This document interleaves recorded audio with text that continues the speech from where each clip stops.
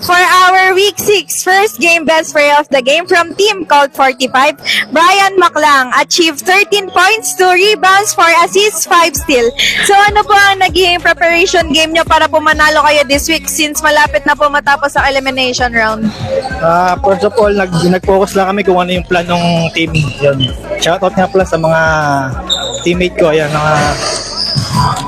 Second po, ano po ang ginawa niyong play this evening since grabe po yung mga steals and hindi niyo po pinabayaan na lumamang sila? Tinoto na namin yung kailangan kasi namin yung panalo eh. Much better yung mga defense namin ng offense. Ayan, napag-aralan namin mabuti. So lastly po, sino po ang gusto niyong batiin or pasalamatan po? Salamat nga pala kay Ichel. Ayan. Then sa San Agustin Basketball Club, sa Team Paldo, at sa BABB. Salamat. Sa asawa ko, shoutout, tinanood niyo. Thank you. God bless. Thank you po once again po for our first game best player of the game, Brian Maclang. Congrats po!